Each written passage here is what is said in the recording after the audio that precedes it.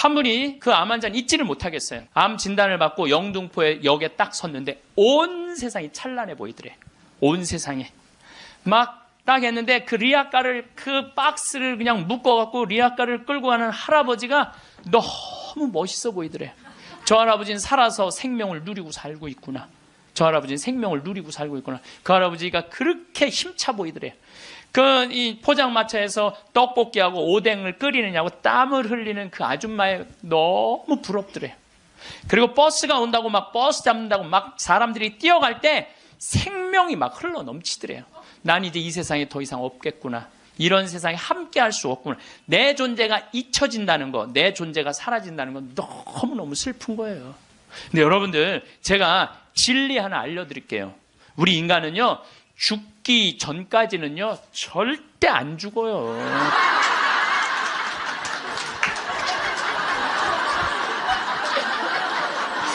아직 죽지도 않았는데 청승 떨지 말라 이거예요. 죽지도 않았는데 청승 떨지 말라는 거예요. 근데 많은 사람은 아직 죽지도 않았는데 죽은 것처럼 사는 사람들 많아요. 난 죽을 거다, 죽을 거다. 그래서 암 환자들도 두 종류가 있어요. 살아있는 동안 즐겁게 살다가 죽는 사람이 있고, 아직 죽지도 않았는데 죽은 것처럼 죽다가 살다가 죽는 사람이 있다니까요. 그래서 죽기 전까지는 절대 안 죽어요. 사람들이 병들어서 자신에게 주어진 시간이 얼마 남지 않았다고 하면, 하느님, 만약 당신께서 다시 한번 저에게 생명을 허락하셔서 건강하게 된다면 훨씬 더 착하게 살고 운동도 열심히 하고 남들한테 희생도 잘하고 성당도 열심히 다니겠다고 그렇게 자신과 약속하는 사람들 참 많아요. 그렇죠? 내가 본당 신부 때 키가 1m 한 70, 한 4cm 되는 처녀 아이였어요. 키도 크고 얼굴도 이쁘고. 근데 아버지가 고엽제로 돌아가셨어요. 베트남에서. 근데 그때만 해도 이 자식한테 물림을 당한다고 그랬는데 병원에서 유방암일 가능성이 있다고. 그래갖고 이제 검사를 해놓고 한 2주 후에 결과가 나오는 거야. 근데 그 2주 동안 너무 불안한 거야. 그래서 사제관을 찾아왔어요. 신부님 너무 불안하다고. 나 암이면 어떻게 하느냐고. 나 아직 시집도 안 갔는데 아버지 그렇게 돌아가시고 어떻게 하느냐고 막 정말 눈물을 흘리면서 고통스러워하고 괴로워하는 그 아가씨가 있었어요. 그래, 우리 기도해보자. 다 암이지 않을 수 있으니까. 그 2주 후에 이 친구는 와갖고 너무 환한 얼굴로 신부님 암이 아니래요. 이 친구는 지금 거의 20년이 지난 지금도 아주 행복하게 잘 살고 지금도 1년에 한 번씩 나한테 인사를 와요. 여러분들도 병원에 갔는데 당신 암이라고 그러고 검사를 했어. 그 기다리는 기간 동안 여러분들 무슨 생각할 것 같아요? 결과 기다리는 동안 별 생각을 다 할 거예요. 내가 왜 이렇게 착하게 살지 못했을까? 만약에 내가 다시 살아난다면 일도 12시간씩 더 하고 내가 미워하는 놈 끝까지 미워하고 이런 사람은 한 명도 없을 거예요. 그렇죠? 만약에 내가 다시 살아난다면 더 착하게 살고 더 기쁘게 살고 더 사랑하면서 살겠다고 100이면 100명 다 그렇게 결심할 거예요. 내가 만약에 암이 아니라면 이런 놈들 그때 내가 그 놈을 더 괴롭혔어야 되는데 더 미워했어야 되는데 만약에 이런 마음을 죽기 전에 다시 건강해진다면 그런 마음을 갖는다면 이런 사람이 지옥에 가는 거예요. 이런 사람은. 난 이런 사람은 없다고 생각을 해요. 우리가 죽음이 아픈 건 사랑하지 못하기 때문에 아픈 거예요. 우리가 죽음이 아쉬운 건 미처 누리지 못한 행복 때문에 죽음이 아쉬운 거예요. 우리가 죽음이 괴로운 건 이 세상에서 사람으로서 꼭 해야 되는 도리를 하지 않고 이웃을 도우지 않았기 때문에 죽음이 아픈 거죠. 많은 경우 살아있을 때 우리 자매님들이 남편한테 이래요. 제발 담배 좀 끊어. 그때 안 끊다가 폐암 딱 걸려서 그때 끊는 사람들. 제발 술 좀 끊어. 그래도 안 끊다가 간암 걸려서 끊는 사람들. 이런 사람들이 가장 바보 같은 사람들이에요. 지난 2월 달에 괌에 강의를 갔다 왔는데 거긴 휴양지잖아요. 그 총회장님이 재미난 얘기를 하시더라고요. 신부님, 그 괌에 휴양지 띠 뛰는 데가 있대요. 그러면은 생전 안 보이던 사람이 어느 날부터 뛰기 시작한대요. 그럼 사람들끼리 서로 수군거린대요. 저 사람 의사가 당신 운동하지 않으면 죽는다고 얘기한 사람이다. 3개월 뛰다가 사라진대요. 죽은 거죠. 여러분들, 운동도요, 평상시에 하는 거예요. 평상시에 병 걸려서, 암 걸려서 하는 게 아니고, 뭐든지 지금 해야 돼. 사랑도 나중에 하지 말고 지금 하고, 술도 나중에 끊지 말고 지금 끊고, 담배도 어떻게? 나중에 끊지 말고 지금 끊고, 성주순례도 나중에 가지 말고 지금 가야 된다는 거예요. 사랑도 그래요. 많은 사람들이 왜 나를 아무도 사랑해주지 않지? 나 같은 거한테는 관심도 없네.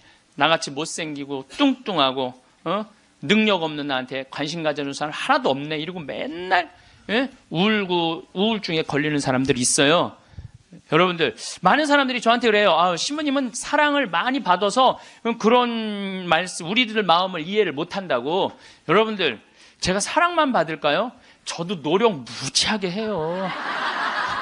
사랑하려고 노력을 해요. 여러분들, 아무것도 안 하고 사랑만 해줘, 사랑만 해줘. 그런 사람 사랑스러워요, 안 사랑스러워요? 노력하는 사람이 사랑도 받는 거예요. 그냥 무조건 가만히 있는데 누가 나를 사랑해줘요? 사랑도 열심히 하면 다, 낭만적인 사람은요, 잘생기고 이쁜 사람이 낭만적인 사랑하는 거 아니에요. 내가 신부 막 됐을 때 어머니 아버지 모시고 강릉 쪽으로 놀러를 갔는데, 하여튼 부부가 놀러를 왔는데 남자는 참 잘생겼는데 여자는 도저히 아닌 얼굴이야. 근데 남편이 나한테 사진을 찍어달라고 그러는데, 여보 이리 와. 그리고 아내를 탁 앉는데 나 같으면 도저히 못 앉을 것 같은데, 그 얼굴을 보고는 그 남편은 너무 귀중하게 아내를 앉는 거예요. 그래서 사진을 찍으면서도 참 신기하다. 어떻게 저게 가능하지? 근데 한 50대 후반쯤 된 분들이었어요. 근데 제가 요즘 그 부부를 이해를 하기 시작을 해요. 요즘 그래서 그렇게 남편이 소중하게 대했구나, 이게 이해가 돼요. 왜? 가만히 생각을 해보니까 요즘 이렇게 우리 자매님들 이렇게 뭐 한 결혼 30년 된 자매님들 이렇게 보면은요, 그 남편한테 정성스럽게 하고 자식 잘 키우고 살림살이 내조한 그런 분들은요, 얼굴이 잘생기고 못생기고의 문제가 아니야. 남자가 이렇게 바라봤을 때, 그래, 나하고 함께 인생을 같이 왔구나, 그 자체로 소중한 거야. 이쁘고 그게 상관이 없더라고. 요즘 이제 나이를 먹으니까 그게 이해가 되더라고요. 그래서 그렇게 끌어안고 참 웃으면서 그 아내를 바라봤구나. 사랑은요, 잘생기고 예쁜 여자가 하는 게 아니에요. 마음이 따뜻한 사람들이 하는 게 사랑이에요. 신부님, 저는 얼굴이 못생겨갖고 아무도 저를 바라봐주는 사람이 없어요. 여러분들, 얼굴이 못생겨갖고 아무도 자기를 사랑해주지 않으면 방법이 있어요. 자기가 자기를 사랑해주면 돼요. 자기가 자기를 사랑해주면 되잖아요. 남이 사랑해줄 때 기다리면 그거 힘들어요. 내가 나를 아끼고 사랑해주면 빛이 나. 빛이 나면은 사람들은 나한테 다가오게 돼 있는 거예요. 작년 8월 달에 우리 생태마을에, 이제 우리는 암 환자를 더 이상 안 받습니다. 이 방송 보시는 분들, 이제 더 이상 암 환자를 안 받아요. 왜 암 환자를 안 받냐? 우리 집은 사실은 암 환자들 치료 기관이 아니라 환경 교육하고 교우들 피정하는 집이에요. 근데 워낙 먹을거리가 좋고 이래서 내가 암 환자들을 받았는데, 요즘은 피정하겠다는 분들이 너무 많이 와서 그분들은 전부 다 청주 꽃마을로 가라고 그래요. 거기 이제 암 환자 전문 기관이니까. 그래서 암 환자를 안 받는데, 작년 8월 달에 암 환자가 또 왔어요. 근데 이 사람은 천주교 신자도 아니야.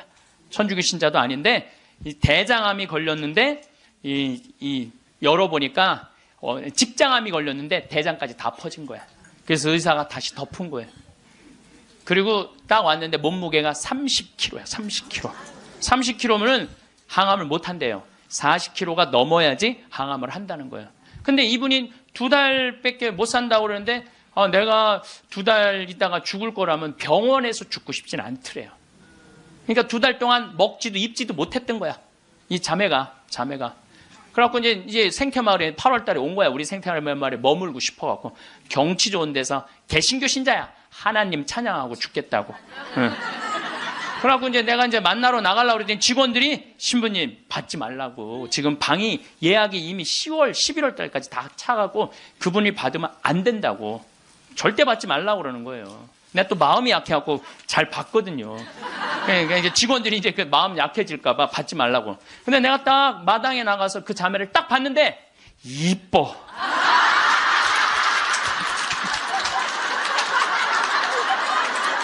아니 57이라는데 그렇게 이뻐요. 이쁘더라고요.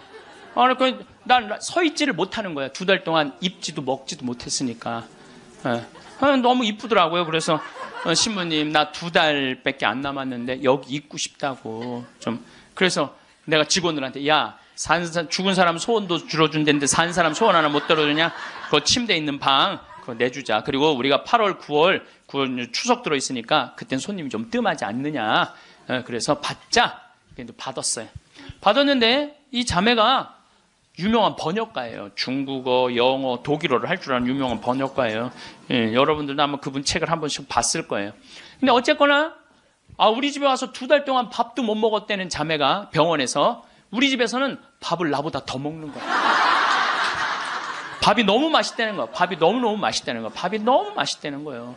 그리고 이제 뒤에 이제 산책 둘레길이 1시간짜리가 있는데 그 둘레길을 돌면서 너무너무 행복하다는 거야. 너무너무 행복하다고.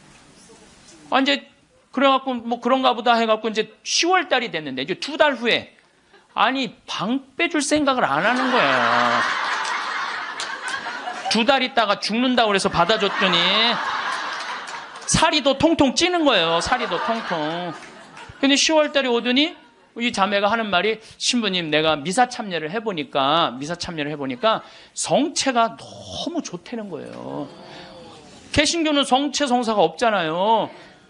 예수님을 몸 안으로 영한다는 게 여러분들 참 여러분들은 행복한 사람들이에요.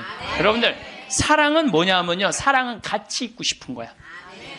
여러분들 1살, 2살짜리 애 낳았을 때 걔 보고 있으면 같이 있고 싶어? 같이 안 안고 싶어요? 너무 사랑스럽죠? 네. 같이 있고 싶어서 뭐라 그러냐면 눈에 넣어도 안 아프다 그래. 이 눈에 티끌 하나만 들어가도 막 난리를 쳤는데 이만한 걸 눈에 넣어도 안 아프다 그러니 이게 보통 이게 그것처럼 사랑스러워. 눈에 넣어도 그 큰 거를 넣어도 안 아프다는 얘기예요. 근데 예수님은 우리랑 너무 같이 있고 싶은 거야. 눈에 넣어도 안 아픈 게 아니라 그걸 뛰어넘어서 너무 같이 있고 아예 안에 들어가서 살고 싶은 거. 우리 안에. 그래서 성체로 우리 안에 들어와서 살고 있는 거예요. 그 행복한 신비를 여러분들은 매일매일 경험하는 거예요. 근데 우리 자매가 이렇게 보면서 나도 성체 영하고 싶다는 거예요. 세례를 받아야 되는데 근데 동생이 목사님이야. 그 동생하고 상의를 했대요. 나 거기 가고 세례 받고 싶다고. 천주교 세례. 근데 이 목사님이 한술 더 뜨는 거야. 누나 가고 기분도 좋고 몸도 좋아지니까 세례 그냥 받으라고. 천주교 큰 집이나 마찬가지니까 세례 받으라고. 그래갖고 이제 데레사로 세례를 줬어요. 데레사로. 그러니까 데레사가 이제 매 시간마다 나한테 와서 강의 듣잖아. 앉아갖고. 근데 똑같은 걸 듣는데도 똑같이 웃기대. 그 자매가. 웃지, 밥 먹지, 공기 마시지, 예수님 먹지. 좋다는 건 다 하는 거, 좋다는 건 다 하는 거예요.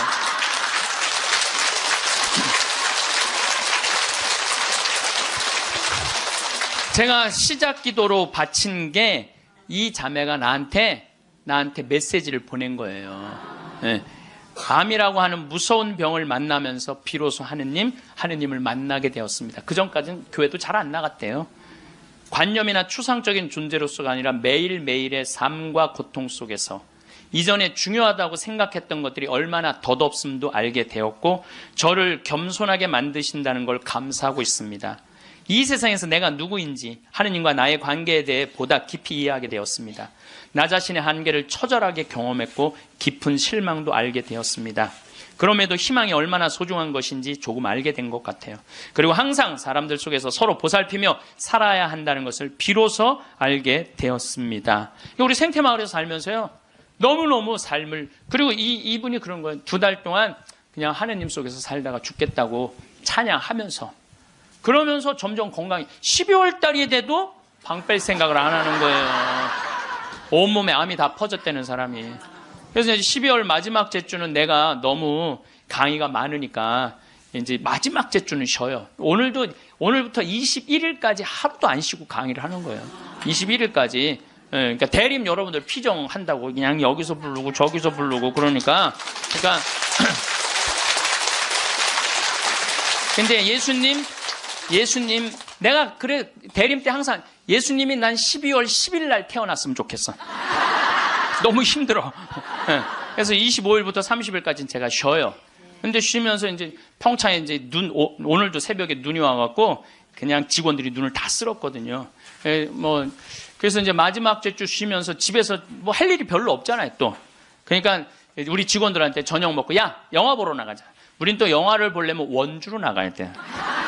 1시간 한 20분 정도 운전을 해서 영화를 딱 이제 보러 갔는데 직원들 다 데려가는데 테레사가 눈에 밟히는 거야.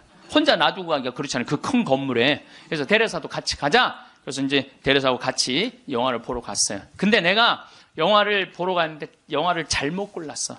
영화를 이렇게 단편 영화를 골라야 되는데 1년에 한 편씩 나오는 영화에 2편을 데려간 거예요. 반지의 제왕, 호빗 뜻밖의 여정, 스마우그의 폐허라는 2편을 데려간 거예요. 이 난쟁이들이 잃었던 왕국을 찾으려고 막 하다가 보물을 찾아야 되는데 그 굴 속에 용을 깨우면 안 되는 거야. 근데 용을 깨운 거야. 화가 난 용이 막 날개를 펼치고 이제 마을을 다 불살려고 날개를 딱 펼치고 입을 쫙 벌리다가 영화가 끝나요. 이건 이제 언제 봐야 되느냐면 내년에 봐야 되는 거, 내년에. 영화가 끝나고 데레사한테 미안하더라고. 데레사한테. 이제 언제 죽을지 모르는 데레사를 데리고 와갖고 그걸. 그래서 내가 빈말로 데레사한테 얘기했어. 데레사, 우리 내년에 누구 또 보러 오자. 난 빈말로 얘기했는데 데레사는 진지하게, 네, 신부님 또 보러 와요. 그러는 거예요. 그러나 한 1, 2월 달 해외 강의 성지순례 때문에 생태마을을 2달 동안 비웠어요. 2달 만에 왔는데, 데레사가 30kg짜리 데레사가 42kg가 된 거야. 얼굴이 삐쩍 말랐을 때도 이뻤는데 완전히 얼굴이 우리 집에 왔을 땐 흑 색깔이었는데 복사꽃 색깔로 바뀐 거야. 네. 그런데 그 데레사는 그렇게 좋아졌다가 지난 10월 마지막 주에 세상을 떠났어요. 떠났는데 이제 제가 세브란스 병원에 갔는데 딸 셋, 아들 하나 있는 집이에요. 근데 막내 여동생이 그 언니 마지막 임종을 지켰는데 그 목사님도 제가 만났어요. 근데 그분들이 이런 얘기를 저한테 전해주더라고요. 신부님, 우리 언니가 이제 거의 60까지 산 거죠. 이 평생 살면서 지난 1년처럼 행복했던 적이 없었다는 거예요. 너무 행복하게 살다가 세상을 떠났다는 거예요. 그리고 마지막에 이제 임종하던 날도 예수님 감사합니다. 이거를 계속 입에 계속 하면서 예수님 감사합니다. 자기 1년 동안 너무 산 게 행복했고 당신 만나러 가서 감사하다는 거예요. 계속 그러고 세상을 떠났다는 거예요. 그래서 저는 사는 것 같이 살다가 죽는 사람은 죽어도 살아요. 그렇죠? 근데 이 세상을 죽는 것 같이 사는 사람은 죽어도 죽어요. 죽어도 죽는 거예요. 그래서 데레사가 그렇게 참 예쁜 모습으로 세상을 떠나는 걸 보면서 우리가 오래 사는 게 문제가 아니야. 사는 날까지 즐겁게 사는 게 행복한 거예요.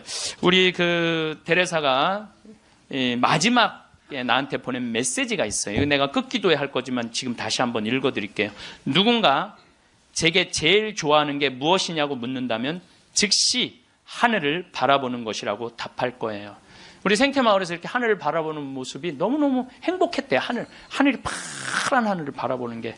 새벽 하늘, 해질녘, 하늘 낮과 밤의 하늘을요.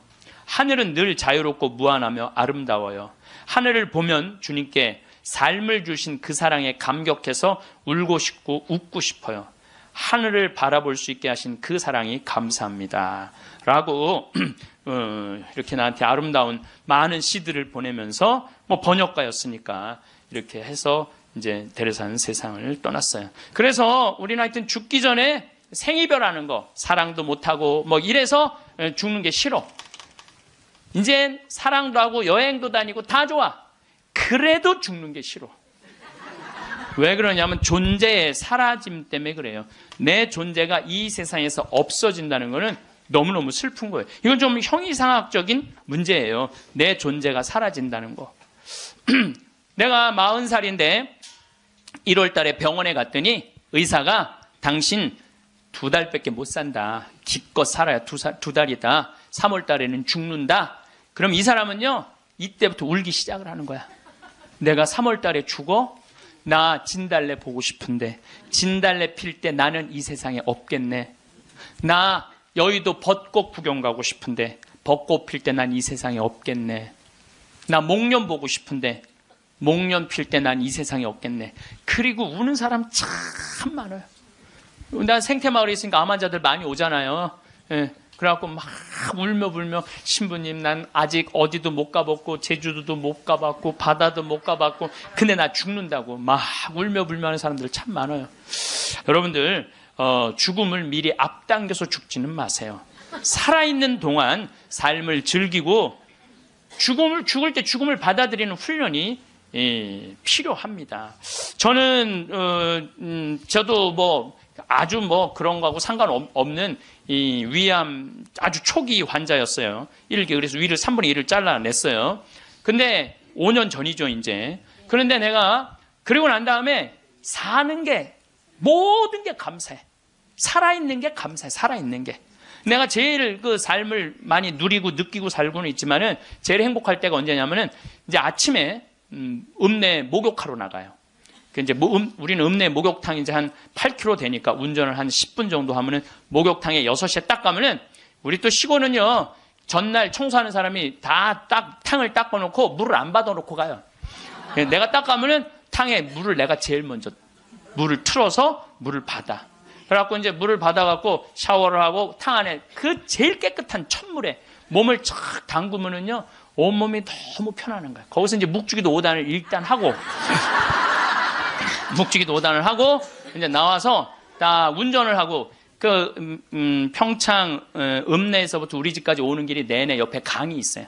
탁 하면요 아침에 물 한 개가 산에 쫙 걸려 있고 백로가 쫙 날아가고 강물 소리 듣고 그 바람을 맞고 있으면요 살아있는 게 이렇게 행복한 거구나.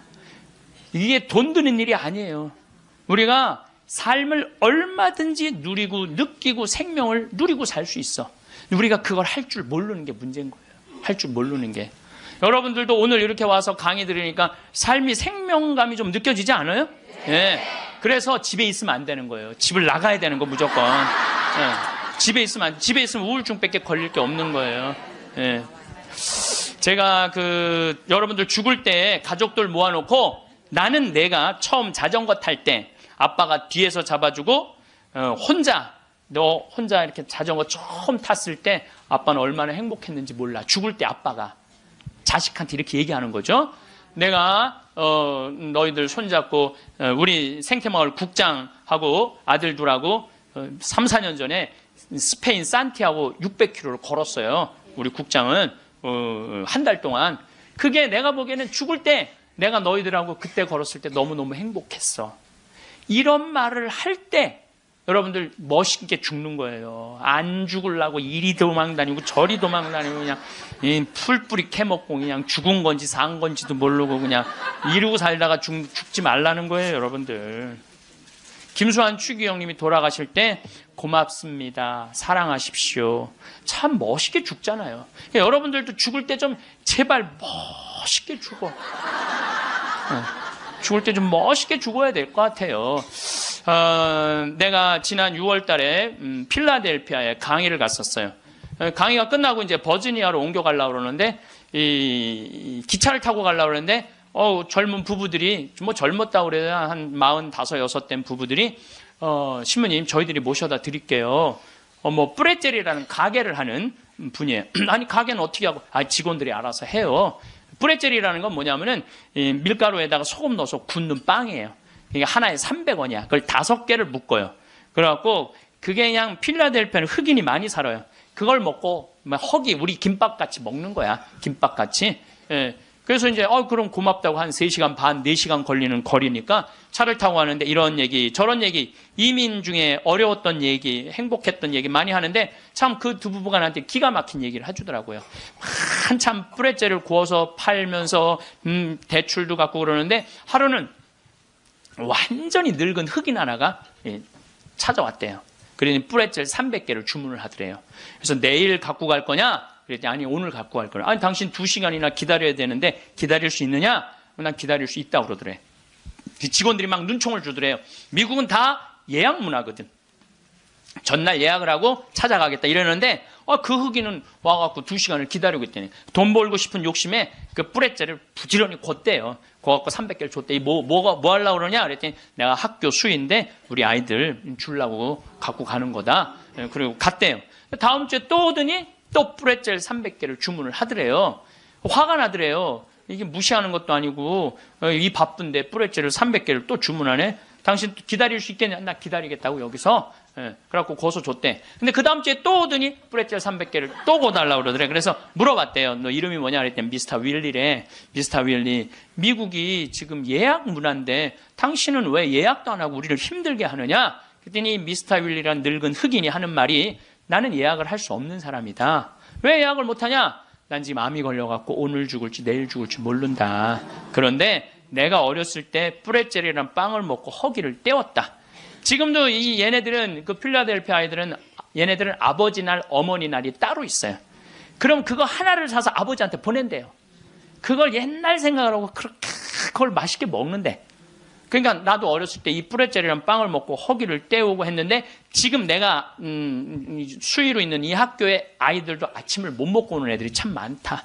그래서 내가 마지막에 죽기 전에 그럼 너 학교 심부름이 아니냐? 그랬더니 심부름이 아니다. 내 돈으로 마지막에 이 아이들한테 거의 $300나 되는 돈을 계속 해갖고 아이들한테 나눠주는다는 거예요. 그래서 나는 언제 죽을지 모르기 때문에 예약을 할 수가 없다. 그리고는 다시는 안 왔대요. 죽은 거지. 그러니까 미국 사람은 죽을 때도 멋있게 죽어. 저는 여러분들도 좀 죽을 때 좀 멋있게 죽었으면 좋겠어. 예? 좀 내가 어디 선물을 갖고 가고 어디 선물을 좀 주고 죽는 그런 모습이 좀 있었으면 좋을 것 같아요. 그래서 이제 우리가 죽을 때 멋있게 죽으려면 잘 살아야 돼. 잘 살아야 돼. 그래서 저는 여러분들 우리가 잘 살려면 삶을 계획을 잘 세워야 돼. 계획이 없는 삶은요 잘 살 수가 없어요. 여러분들 인생 계획 어떻게 잘 세워져 있어요? 네. 아유 신부님 무슨 계획이 있어? 다 살았는데. 천만의 말씀이요. 여기 다 산 분 한 분도 안 계세요. 제가 얘기했죠. 죽기 전까지는 절대 안 죽는다고. 그러니까 계획이 있으셔야 된다니까. 저는 신학생 때 세미나를 하는데 앞으로 주 5일제가 된다는 거예요. 주 5일제. 그럼 토요일 날 일요일 날 교우들 성당 안 나온다는 거예요. 경치 좋은데 구경 가느냐고 성당에 안 다닌다는 거예요. 프랑스가 신자 비율이 97%인데 주 5일제 실시하고 미사 참여율이 8%로 떨어져요.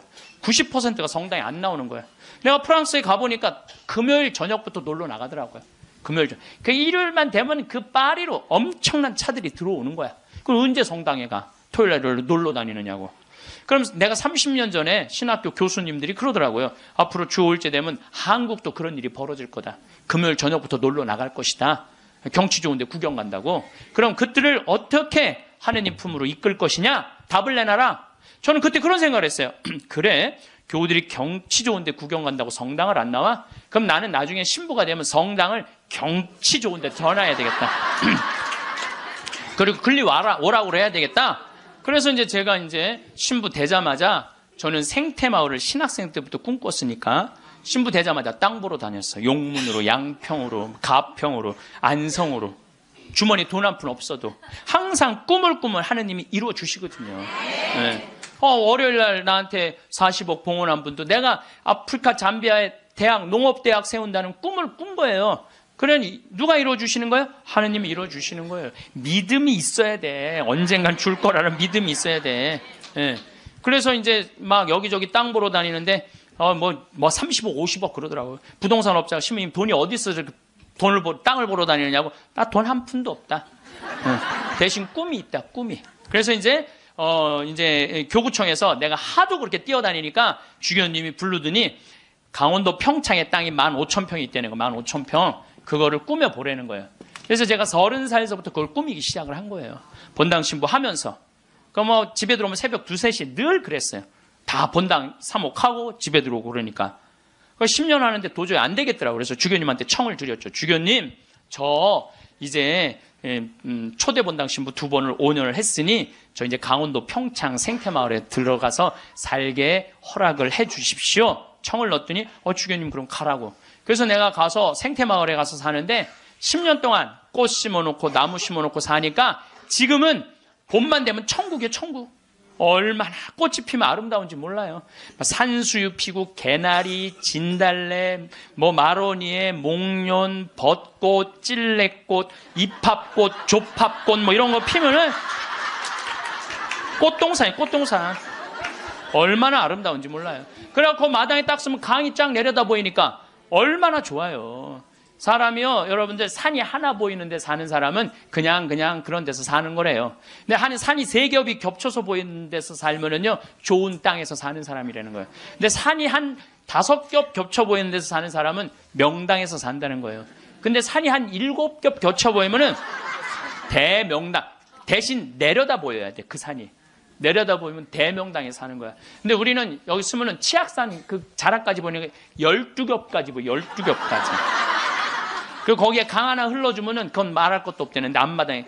그러니까 딱 마당에 딱 서 있으면은요, 얼마나 행복한지 몰라요. 이렇게 내가 50살이 된 거야. 그리고 밤하늘의 별이, 여러분들 우리 대레사도 별 얘기 했잖아요. 별이 얼마나 아름다운지 몰라요. 그러니까 우리 여기 남산이 278m야. 근데 우리 생태마을은 325m야. 그러니까 강의 끝나고 밤 11시, 12시에 가면요, 하늘을 보면요, 지금은 이제 오리온, 황소자리, 마차부자리, 카시오페아, 북두칠성, 별똥별이 떨어지잖아요? 별똥별 꼬리 타는 소리가 들려요. 별똥별 떨어질 때. 뻥이 아니라니까. 떨어질 때, 따다다다다다 이러면서 떨어요. 따다다다다. 참. 이렇게 내 청춘 50이 됐어, 내가. 그랬더니 교구청에서 부르더니 황 신부님, 그 평창 생태마을 꾸민 경험을 가지고 여주의 땅이 15만 8천 평이 있대. 15만 8천. 여기 10배야. 평창보다 10배. 그거를 좀 꾸미라는 거. 4년 전에. 그래갖고 내가 여주 이제 군청에 들어갔더니 신부님 거기는 안 되는 데라는 거예요.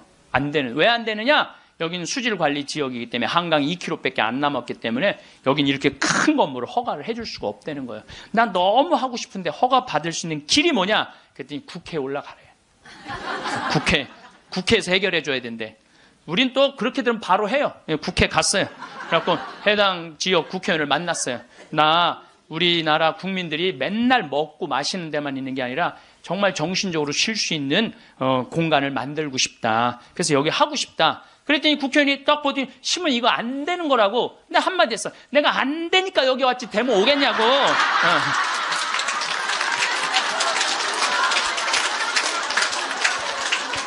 그때 마침 그 국회의원이 아주 열심한 천주교 교우였어.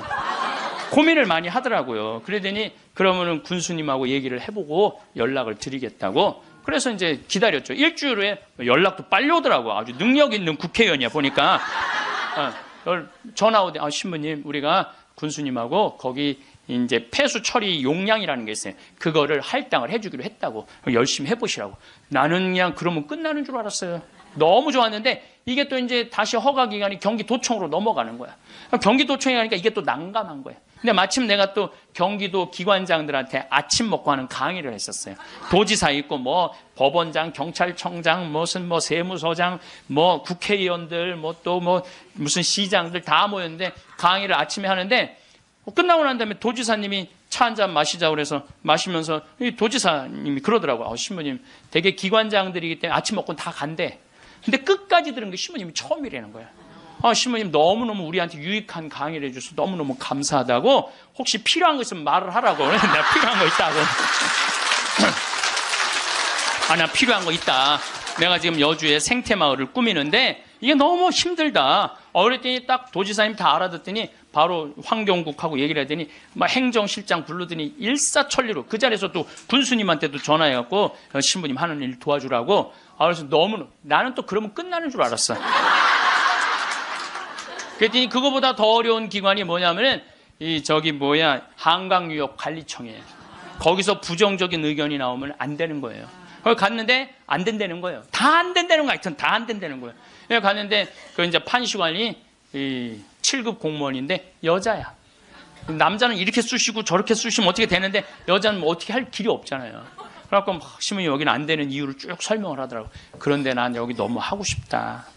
생태 공원도 조성하고 맨날 내가 프랑스 떼제 공동체를 가보니까 한 주에 3,000명씩 와서 피정을 하고 가는 거예요.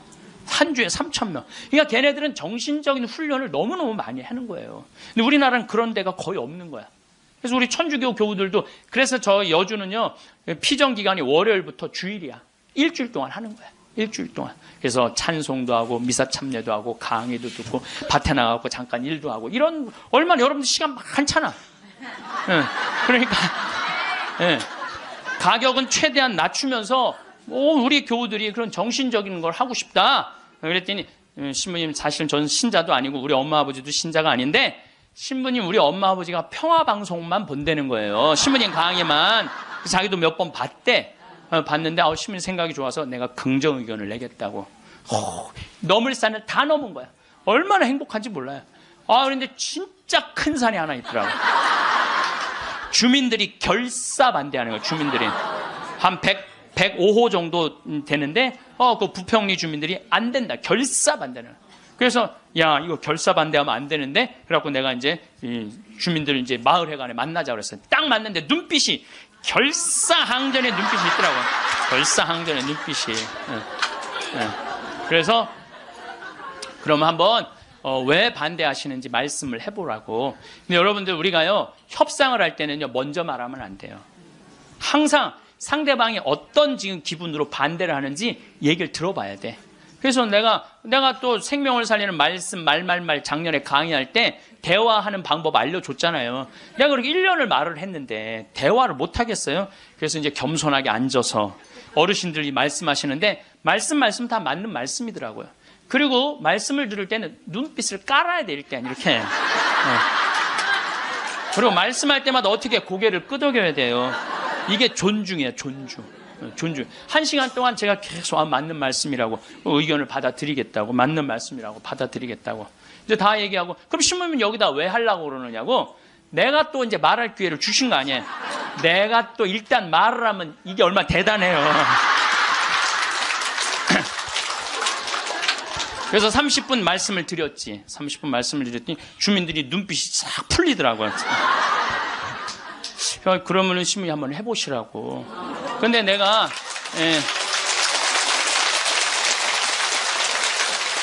그걸로 끝나서는 안 될 것 같아. 그래서 저는 강원도도 이런 생태마을을 하는데 내가 주민들을 초청하고 싶다고 초청을 해서 이런 생태 이게 나쁜 게 아니고 정말 생명을 살리고 싶은 그런 마음으로 건강한 먹을거리를 만들고 싶은 마음으로 하는 거니까 한번 와서 보시라고. 이제 주민들을 이제 우리 생태마을에 모셨어요. 근데 그날따라 피정객들이 엄청나게 온 거야.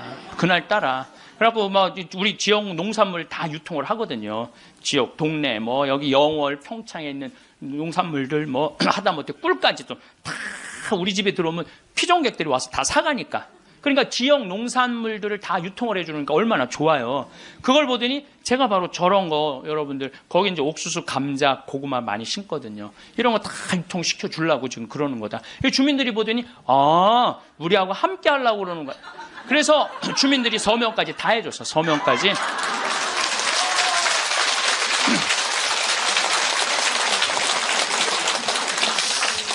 나는 보통 텔레비전 보면 막 반대할 때 막 결사 반대 막 피 같은 거 막 써놓고 막 그리고 서로 막 죽기 살기 까무러치기로 싸우는 거 보면 이해가 안 돼. 왜 말로 하면 될 걸 왜 싸우는지 이해가 안 가.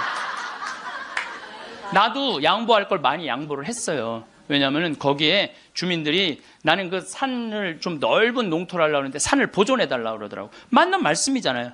그래서 삶 보존하는 걸로 하고, 이제 거기서 이제 말을 좀 해서 이 사람이 말을 타면은요, 이게 그 말을 키우고 싶은 이유 중에 하나는 왜 말을 키우고 싶으냐면 장애자들이 말을 타면은 이 치료가 굉장히 좋아요. 그래서 장애인 협회에서 나한테 와갖고 신부님 말을 좀 하면은 말 탈 공간이 없다는 거예요. 지금 수도권은 너무 비싸고. 근데 여긴 땅이 15만 8천 평 아니야. 15만 8천 평. 그러니까 좀 해달라고 그래서 그거 하려고 그러는데 말 똥 냄새가 마을에 오면 불편하다. 그것도 내가 포기했어요. 그러니까 원하는 걸 다 해준 거죠. 뭐 내 것만 한데 협상이라는 거죠. 내 걸 포기하는 게 협상이에요. 네, 그래갖고 이제 아마 내년부터 이제 생태마을을 이제 꾸미게 될 거예요. 그러니까 난 60살까지 일이 기다리고 있는 거예요. 60살까지. 남들은 60살 되면 명퇴한다, 조퇴한다 그러는데 나는 일이 기다리고 있으니까 얼마나 좋아. 사람은요, 꿈꾸는 사람이 행복한 거예요. 꿈꾸는 사람이. 여러분들 과거에 매달린 사람 불행한 사람. 과거. 내가 그때 이 인간을 만나지 말았어야 되는데. 여러분들 그거 후회해봐야 그 인생 돌이켜져요? 돌이켜지는 게 아니에요. 우리가 과거에 매달린 사람이 우울증에 걸린다니까요. 그때 내가 삼성전자 주식을 사뒀어야 되는데 3만 원 할 때 사뒀어야 돼. 3만 원 할 때 3만 원 할 때 사뒀으면은 지금 150만 원 왔다 갔다 하잖아요. 3억 저기 막 3억 원어치 사놨으면 150억 된 거 아니야. 150억. 여러분들 아까도 말씀드렸지만 과거에 집착하는 사람은요 불행한 사람이에요. 과거에 내가 아주대학 환경공학과 대학원 다녔거든요. 거기 너무너무 재미난 일거리가 있어요. 하나가 뭐냐면은 그 옆에 유신고등학교라고 있었어요. 근데 지금은 아주 좋은 고등학교였는데 처음에 이제 막 그 지역에서 막 시골에서 이제 오는 애들이 꼴뚱한 애들이 참 많은 거예요. 그러니까 담임 선생님이 그랬대요. 이 바보들아, 저기 이 등록금 학비 이거 있으면 앞에 땅, 그때 고기가 한 평에 100원 했거든요. 30년 전 이거나 사두라고, 이 바보들아. 맨날 선생님 그랬대요. 그런데 30년이 지난 지금 거기는 한 평에 3천만 원이야. 이제 난 애 나이 한 4-5살 위아래 그때 공부 못했던 애들이 이런 말을 하는 거. 그때 담임 선생님 말을 들었어야 되는데. 여러분들, 그럼 30년 전으로 돌아갈 거야? 어떻게 할 거야? 과거에 매달린 사람은 불행한 사람이에요. 미래를 꿈꾸는 사람이 행복한 거예요. 미래를 꿈꾸는 사람. 계획이 있어야 된다는 거예요. 삶에는 계획이 있어야 된다는 거예요. 그래서 여러분들은 어떤 계획을 갖고 계시냐, 이 자세한 얘기는 다시 다음 시간에 하겠습니다. 제가 우리 대레사가 이게 거의 마지막 한 달 전에 저한테 보낸 거예요. 이제 혼수 상태로 들어가기 전에 보낸, 아까 읽어드린 걸로 마침 기도를 바치겠습니다. 암이라고 하는 무서운 병을 만나면서 비로소 하느님을 만나게 되었습니다. 관념이나 추상적인 존재로서가 아니라 매일매일의 삶과 고통 속에서요. 이전에 중요하다고 생각했던 것들이 얼마나 덧없음도 알게 되었고 저를 겸손하게 만드신다는 걸 감사하고 있습니다. 이 세상에서 내가 누구인지 하느님과 나의 관계에서 보다 깊이 이해하게 되었습니다. 내 자신의 한계를 처절하게 경험했고 깊은 실망도 알게 되었습니다. 그럼에도 희망이 얼마나 소중한 것인지 조금 알게 된 것 같아요. 그리고 항상 사람들 속에서 서로를 보살피며 살아야 한다는 것을 비로소 알게 되었습니다. 누군가 제게 제일 좋아하는 게 무엇이냐고 묻는다면 즉시 하늘을 바라보는 것이라고 답할 거예요.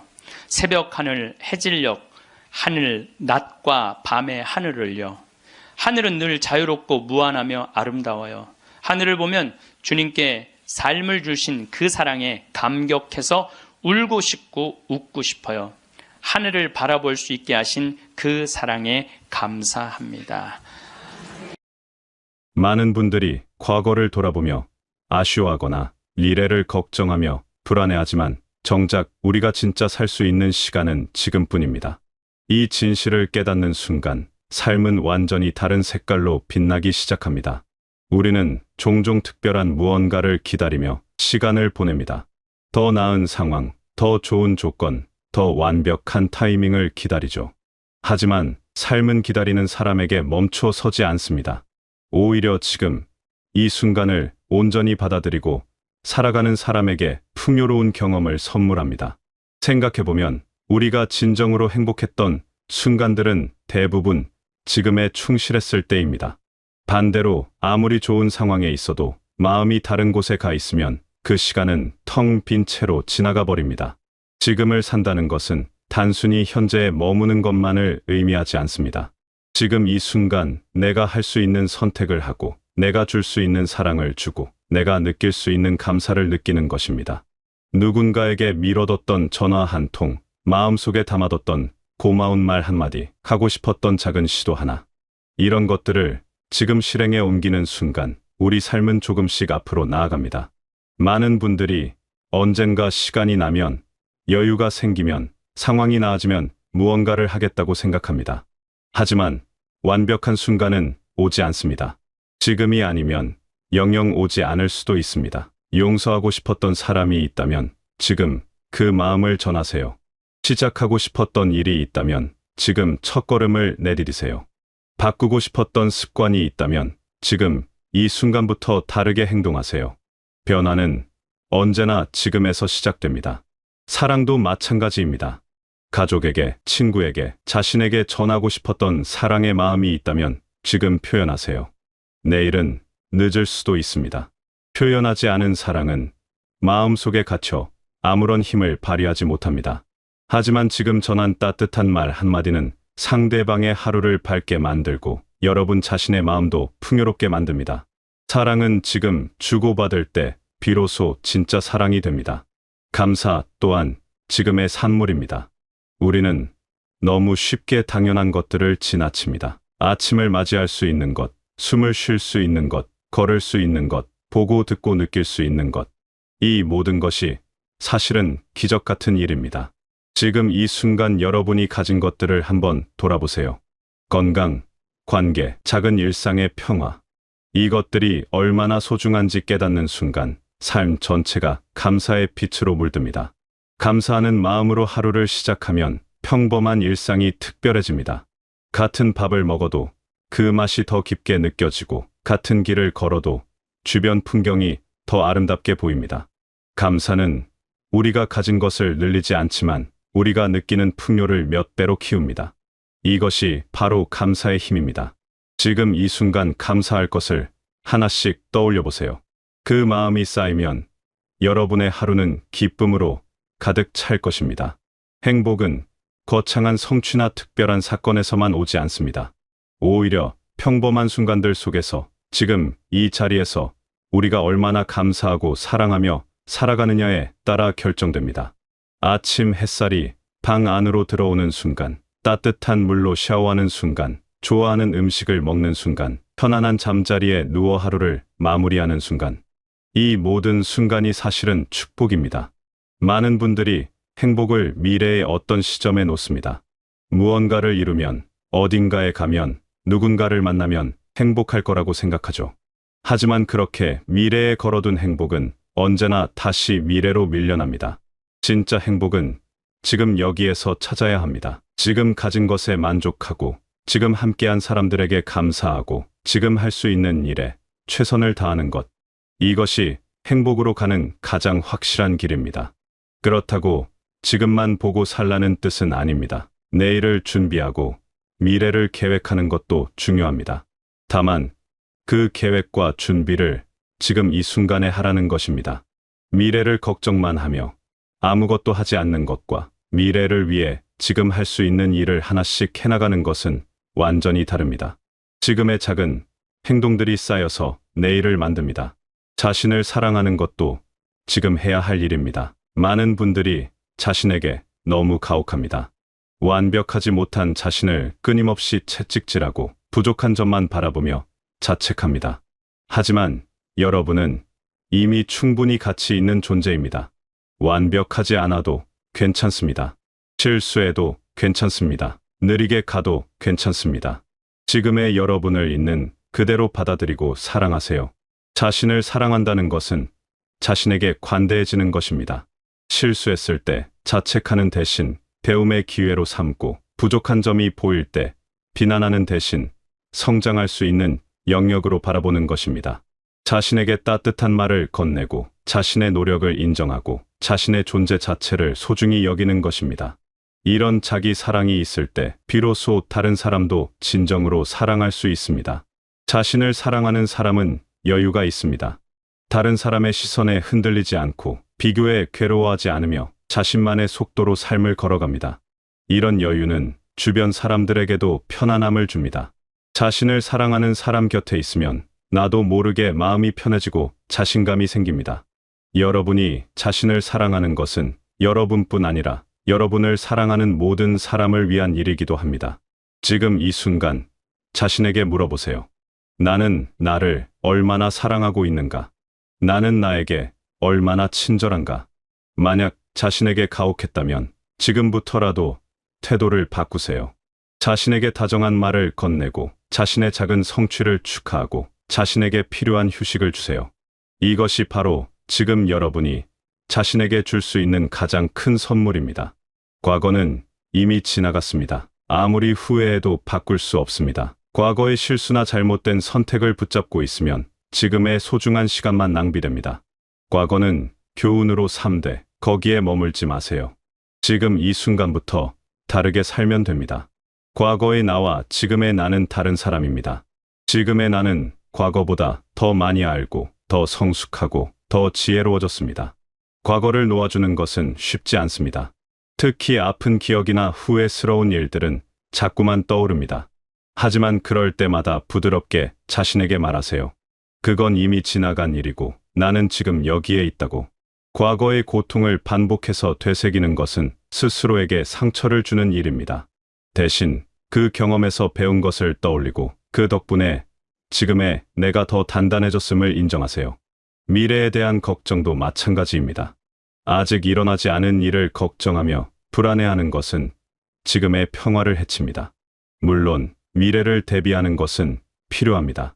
하지만 대비와 걱정은 다릅니다. 대비는 지금 할 수 있는 구체적인 행동이고 걱정은 막연한 불안 속에서 에너지만 소모하는 것입니다. 미래가 걱정된다면 지금 무엇을 할 수 있는지 생각하고 실행하세요.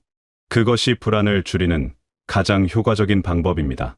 내일을 향한 기대와 계획은 삶에 활력을 줍니다.